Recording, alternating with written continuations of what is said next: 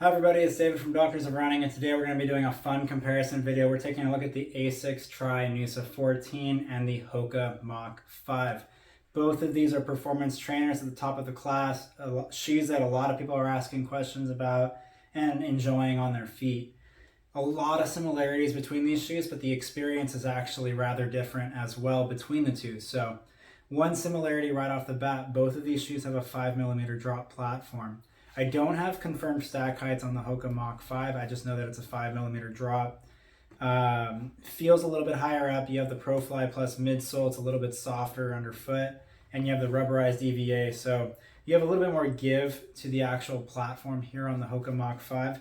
But the Noosa Tri 14 spec-wise, we're taking a look at 26mm of stack in the heel and 21mm of stack in the forefoot.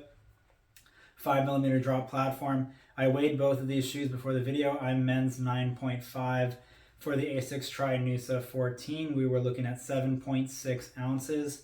For the HOKA Mach 5, we are looking at 8.0 ounces. So both competitive weights. A lot of the racing shoes nowadays are being right around that 7-ounce range. So both of these shoes are still right in that wheelhouse from a weight standpoint, and being able to be a training companion and something you could do your workouts in, maybe your long runs.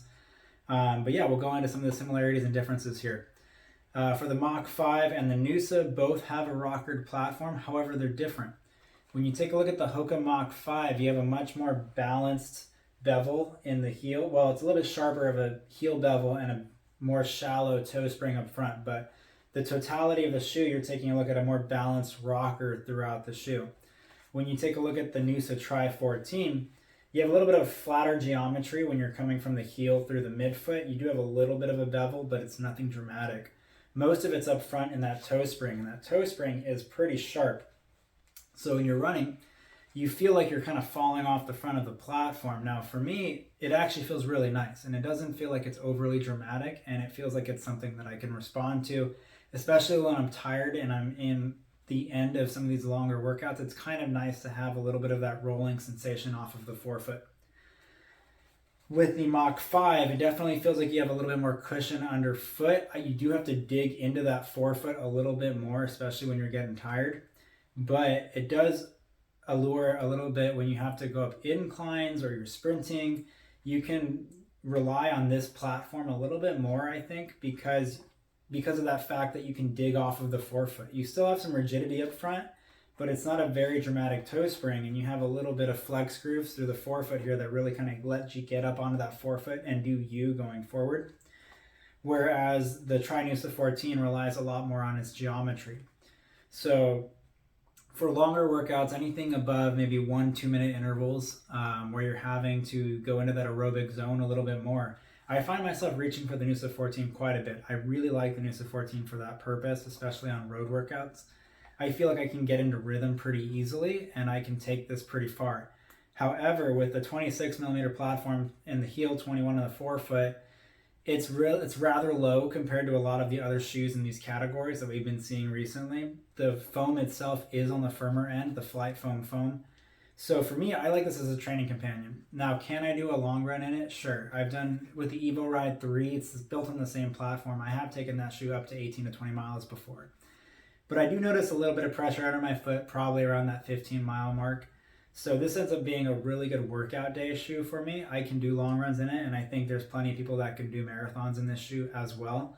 But for the longer distances, when we're talking 18, 20-mile long runs, just a lot of time on feet, I'm probably going to be looking more at the HOKA Mach 5. Now, the midsole of the Mach 5 still is pretty responsive. I think it has a more balanced feel to it than some of the previous versions too.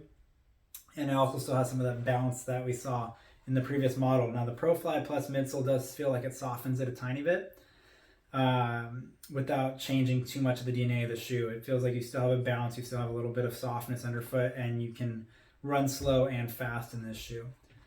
Ironically, at like faster, shorter intervals, I'm probably going to take the Mach 5. In that middle zone, if I'm going for like any kind of workouts where it's above 10K, in between maybe half marathon type work, I'm going to go try Noosa 14.